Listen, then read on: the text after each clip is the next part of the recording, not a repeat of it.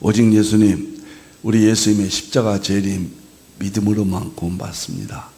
하나님의 말씀 정보, 예수님의 생명, 성령님의 기 에너지 삼일체 하나님께 찬양과 경배와 영광을 세세 뭉토로 돌립니다. 너무 감사합니다. 삼일체 안에 성경과 신학과 철학과 과학과 역사와 이 세상 모든 지식, 모든 것들을 융합하라. 삼일체에서 모든 것들이 태어났다. 너무 좋습니다. 그러기 위해서는 가죽부대를 바꾸라. 그러기 위해서는 아시아 한국 신학을 정립하라. 그러기 위해서는 신학자가 되라. 과학자가 되라. 설교자가 되라. 전도자가 되라. 부족한 종의 연구의 세계입니다. 네. 자, 신돌 안내 돌아가면서 합니다. 제 연구가 35권으로 이제 마무리되었습니다. 1130권 중에서 200권 하고 35권만, 평신도 30권, 265권만 남기고 나머지는 보존만 합니다. 35권만 저는 가다듬을 것이고 이것을 전 세계에 전할 겁니다. 제가 35권을 이제 내년까지는 출간이 다 되거든요. 수소수 때문에 금년까지 다 되는 것을 수소수 때문에 또 내년도까지 연기가 되었습니다. 저는 앞으로 이제 새로운 책은 쓰지 않게 될 것 같습니다. 35권을 개정판을 낸다든가 거기에다가 보충하고 더 연구하고 해서 뚜렷하게 확실하게 좀 더 가치 있게 평생 동안 다듬고 주님 부르시면 천국 갈 것 같습니다. 너무도 사랑스럽고 너무도 좋고 누가 이 세계를 알까요? 지나친 이야기일지 모르지만 그렇게 생각이 됩니다.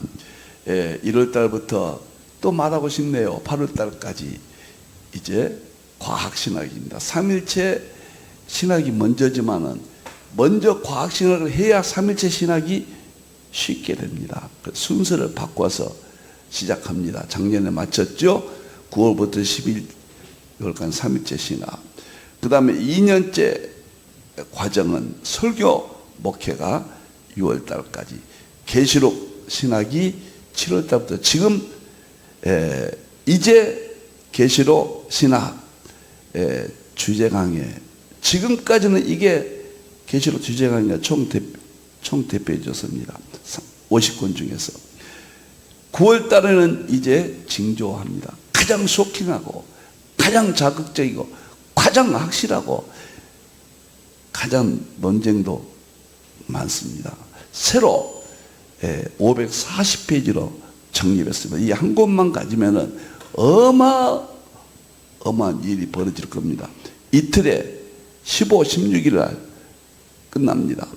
금년 말까지 새로운 책으로 하고 내년도 수소수 치유신학 1월부터 6월 달까지 하고 계시록과 이 문제 과학과 융합된 최고 절정이, 아마 계시록 3일처럼 양자역학 대융합이 나오면요 대표 조서가 이쪽으로 옮겨지지 않겠는가 이렇게 생각을 합니다. 너무도 감사합니다. 9월 달에 계시록 종말론 재림 징조, 좋습니다. 그때 뵙도록 하겠습니다. 자, 그 다음에 보겠습니다. 오늘은 양자역학입니다. 금요일 날이죠. 양자역학, 이 세상의 모든 지식의 마지막 이론입니다. 양자역학 이후에 새로운 지식은, 물리 이론은 나오지 않고 있습니다. 그것을 응용해서 활용하고 있습니다. 저는 이 양자역학을 보면서 이제 주님 오실 때가 다 됐지 않는가. 일반 계시, 자연 속의 신성한 능력을 양자역학을 통해서 다 보여주셨다고 보고 있거든요. 자, 여기에서 이제 오늘은 이제 예수님의 신적 세계 특주, 이것이 2장 특주입니다. 2장은 예수님만 입증합니다.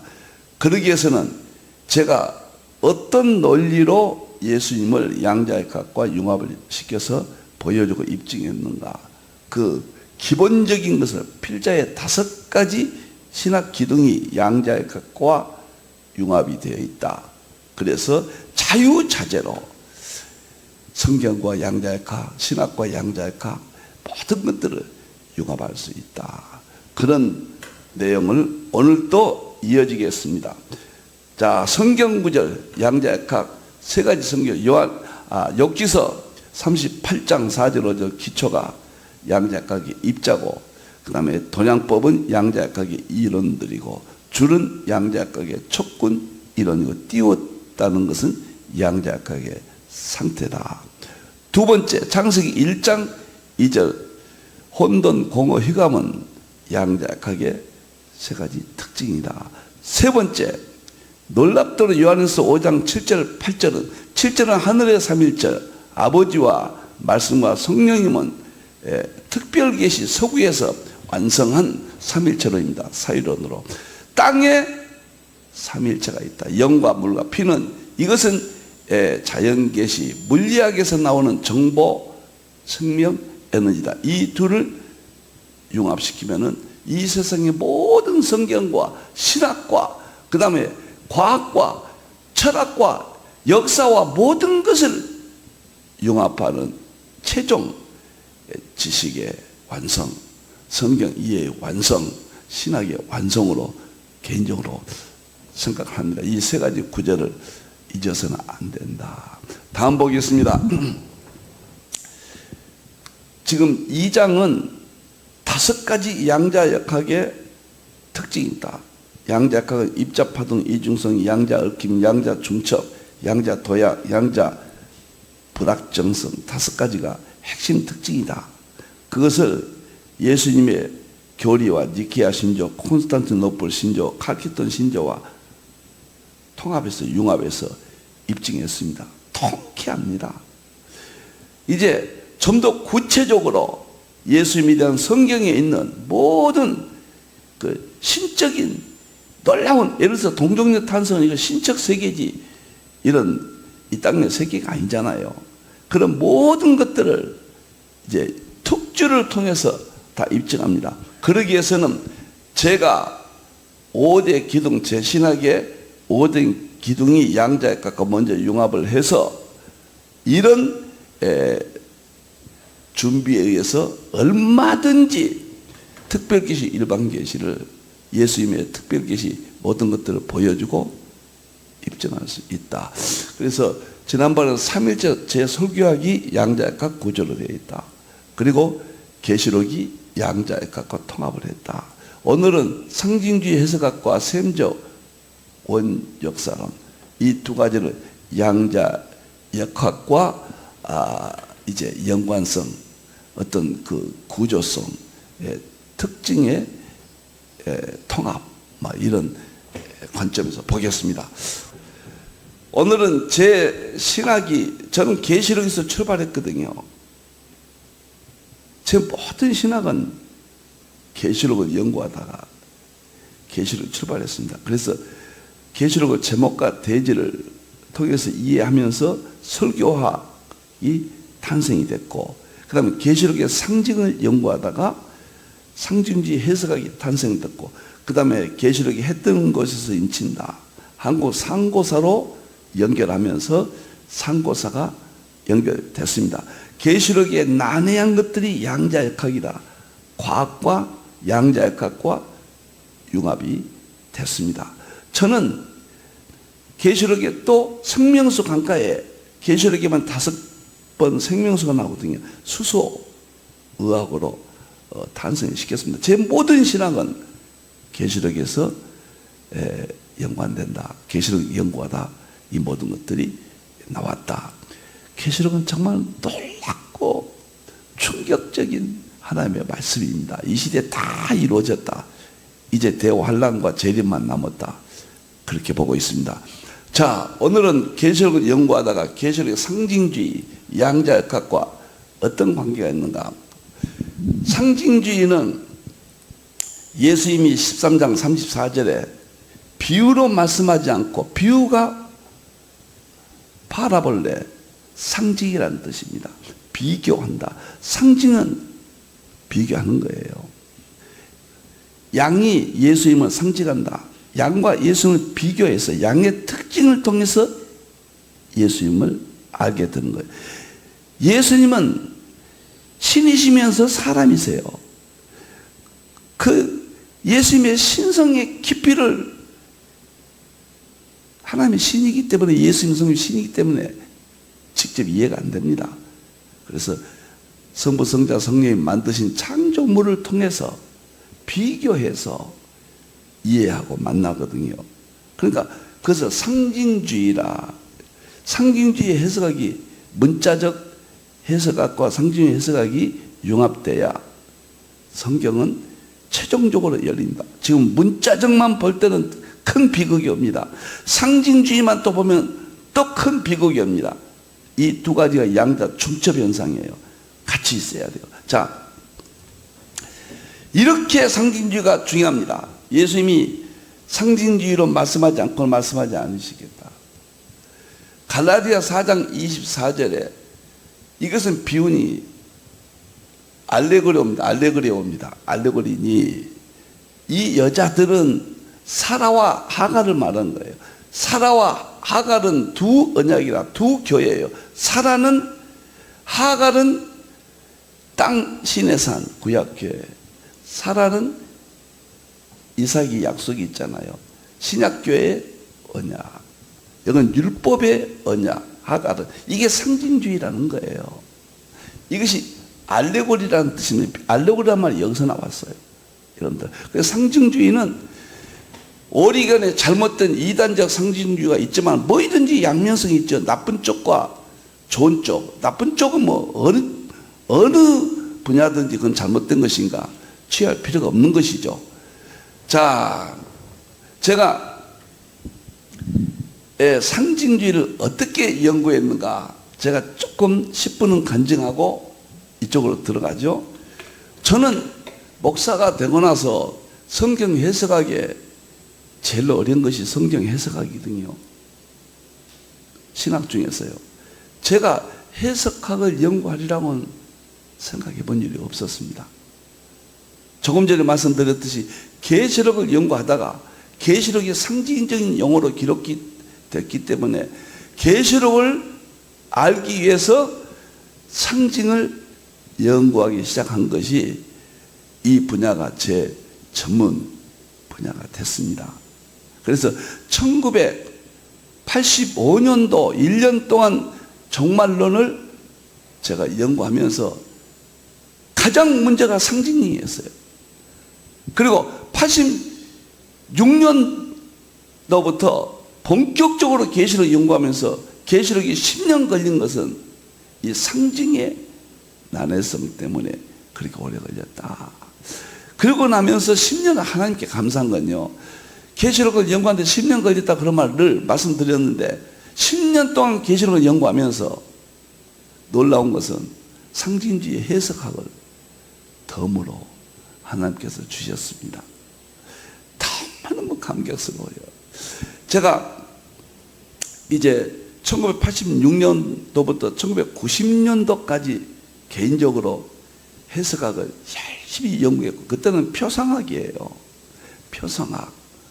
뭐 이런, 에드워드가 모형론이었거든요. 근데 에드워드는 모형론을 주장했지만은, 방향을 주장했지만은 아주 해석된 성경은 많지 않습니다. 분량이 적어요. 아주 에드워드에 대해서 만족을 취할 수는 없었어요. 방향은 엄청나죠, 모형론. 그런데 에드워드보다 먼저 있었던 청교도 벤자민 키치라는 분이 있습니다. 벤자민 키치가 에드워드에게도 영향을 주었다. 저는 이렇게 봐요. 그런데 1991년도에 벤자민 키치 저서가, 상징주의 저서가 한국에 번역이 됐어요. 1000페이지나 되는 벤자민 키치의 예표 대사전이라는 걸 나왔습니다. 그걸 읽어보고 깜짝 놀랐습니다. 이야, 그런데 문제는 너무 난해해요. 이렇게 어렵게 해가지고 되겠나, 이런 생각을 가졌습니다. 그리고 4권의 책도 제가 키치 것을 한국에 번역이 됐습니다. 너무너무 제가 이 책을 보면서 이야, 석구가 청교도들이 이 부분을 이렇게 연구했었구나 하는 생각을 가지면서 91년도부터 제가 용기를 얻어서 92년, 93년, 94년도까지 저술을 해서 저도 1000페이지 성경적 상징주의라는 책을 94년도에 완성하고 95년도에 출간을 했습니다. 참 어떻게 보면은 제가요 정말로 놀라운 일이에요. 그런데 91년도에 벤자민 키치의 저서를 보고 자극을 받았다. 93년도에요. 목회와 신학에서 논문 하나를 제가 발견했습니다. 뭐냐면 고신 총장을 지낸 황창기 총장님께서 목회와 신학의 93년도에 조던이라는 사람의 상징주의 해석학을 소개를 했어요. 또 그걸 보고 제가 깜짝 놀랐어요. 저는 이 상징주의를 이름을 모형론, 또 여러 가지 그때 당시 이름이 그거니까 표상학 뭐 이런 식으로 이제 에도드가 모형론이라 했기 때문에 이렇게 생각을 했는데 상징주의라는 이름을 조던이 1989년도에 연구소를 세우고 문자주의에서 서구가 상징주의로 발전해야 된다는 걸 강력하게 주장한다고 93년도의 논문을 보고 저도 서구의 이름 따서 상징주의가 좋겠다 그래서 그때부터 상징주의라는 이름을 활용했고 94년도에 1000페이지를 완성해서 95년도에 제가 출간을 했습니다. 1000페이지를.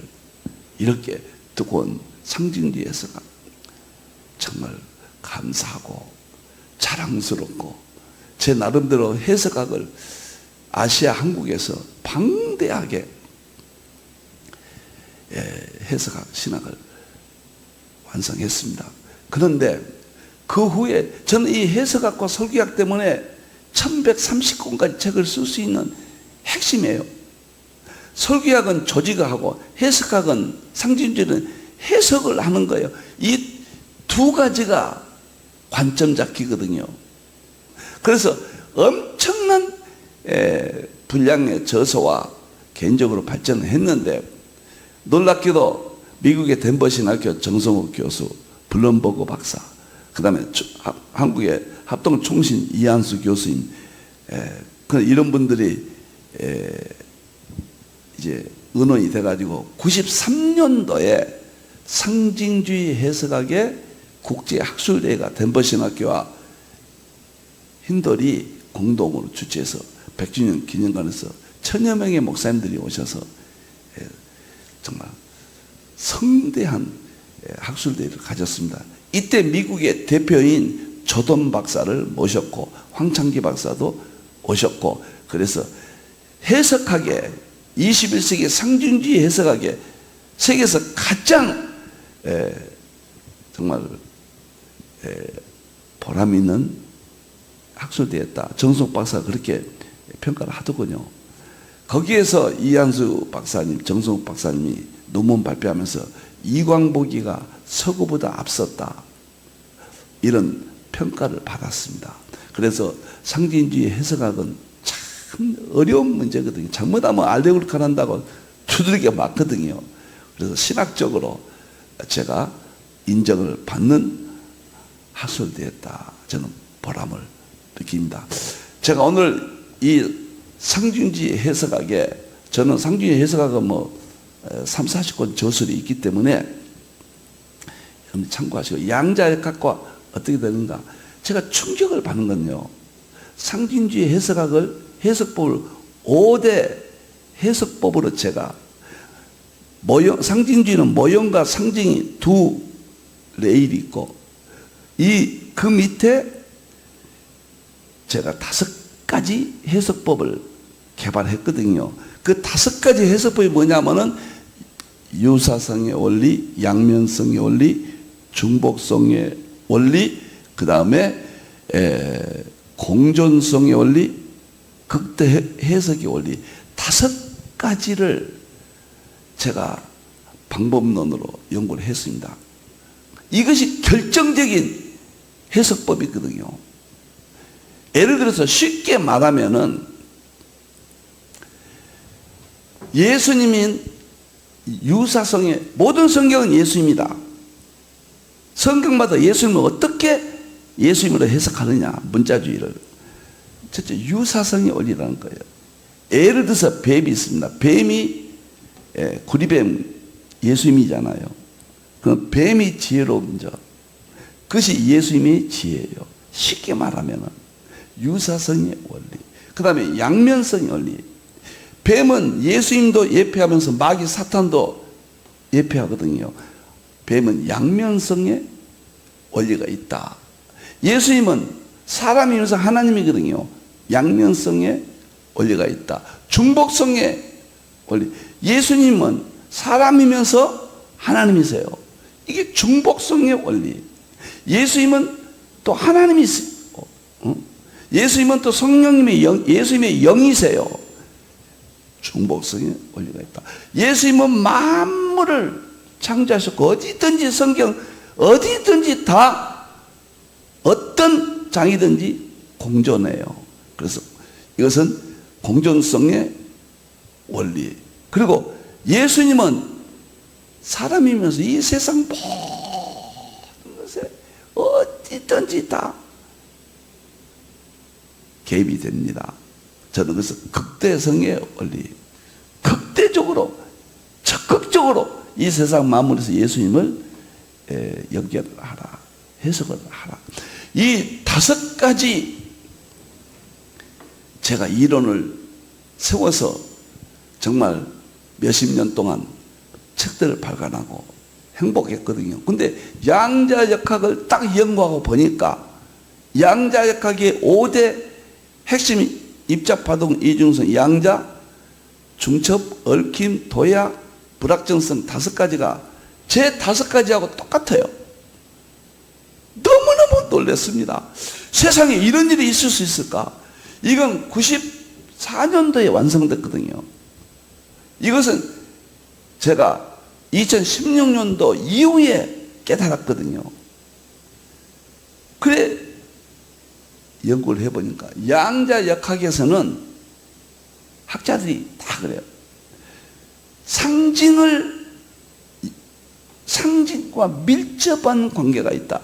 상징이 없다면은 양자역학은 태동되지 아니했다. 이렇게 나오더라고요. 깜짝 놀랐습니다.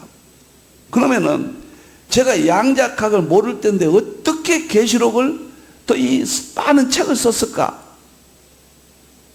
저도 의문이 됐거든요. 상징을 가지고 했거든요. 그런데 상징이 도대체 뭐인가 보았더니 상징과 양자역학은 사축간이에요. 상징의 세계는 그 원리들이 양자역학의 세계와 동일해요. 그래서 상징은 보여주고 입증은 안 돼요. 실험이 안 돼요. 근데 양자역학은 보여주고 입증할 수 있고 실험에 그래서 탄생된 학문이잖아요. 이것은 무형적이라면 이거 유형적이에요. 깜짝 놀랐습니다. 그래서 제가 계시록도 양자역학을 몰랐는데 계시록에 그 양자역학의 특징들을 어떻게 다 해석을 했느냐 보니까 계시록에 난해한 것들이 상징이고 양자역학에 다 중첩되어 있어요. 그걸 제가 깨달았습니다. 이 말이 아직은 확실히 이해는 안 될 줄 알아요. 그러나 깊고도 오묘한 세계입니다.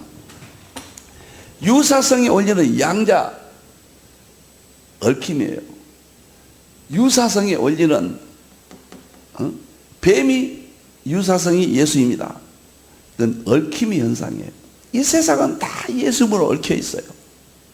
그 다음에 양면성의 원리는 예수님이 사람이시면서 하나님이시단 말이에요. 양면성이 있어요. 입자파동, 이중성이에요. 중복성의 원리는 예수님이 하나님이면서 예수님이세요. 사람이세요. 응?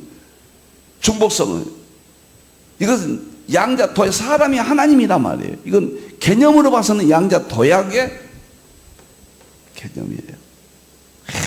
그 다음에 공존성의 원리는 예수님은 어디든지 중첩되어 있단 말이에요. 공존해요.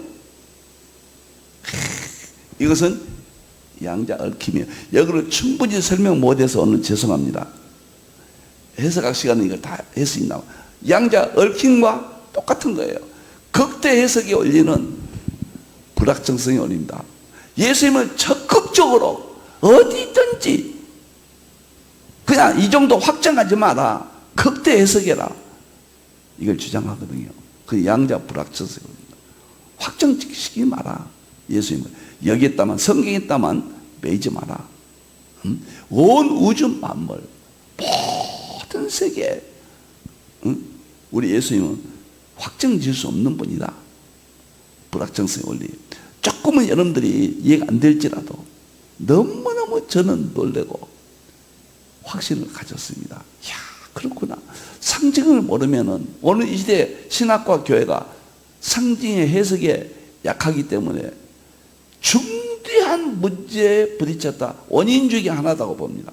과학으로 하지 않는 거, 상징주의를 하지 않는 거, 뭐 이런 것들이 중대한 원인이 돼서 지금 어려움을 겪고 있다. 놀랍습니다. 칼 융이라는 사람은요, 하버드 교수도 했고, 그 다음에 칠 리디아 바젤 대학의 교수도 했는데 정신분석의 세계 권위자입니다.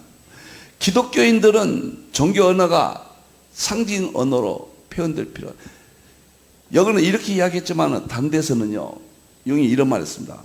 기독교의 하나님은 상징을 통해서 만난다고 그랬어요. 그 하나님은 직접 못 만나요. 하나님이 영이신데 어떻게 만납니까?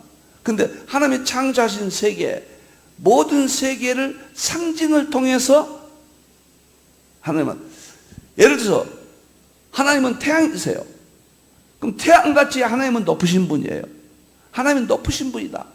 하나님은 위대하신 분이다. 그럼 태양이라 상징을 통해서 하나님만, 융이 그런 이야기를 했거든요. 여러분들이요, 기독교인들은 상징주의로 기독교의 의미를 새롭게 깨닫고 재발견해야 한다. 서구는 문자주의였습니다. 칼빈은 문자주의에 다 정리했습니다. 조나단 에드워드는 모형론이에요. 모형론이 조나단 에드워드의 대표적인 핵심 신학입니다. 여러분들 놀랍고 어거스틴도요, 신의 도성 15장, 16장, 18장 보면은 완전히 상징주의로 성경을 해석을 했습니다. 칼빈만 그때 당시 이단들이 너무도 난무하고 캐톨릭이 상징을 통해서 이제 잘못되니까 강력하게 문자주의의 틀을 세워줬죠. 다 역할들이 있잖아요. 그래서 저는 상징주의가 양자역학의 특성과 상징주의 제가 5대 해석법이 일치해서 저는 양자역학을 알기 전에도 양자역학을 아는 것처럼 모든 것들을 연구하고 저서를 할 수가 있었다. 이제 예수님을 제가 마음껏 양자역학을 통해서 융합합니다. 예수님의 교리들을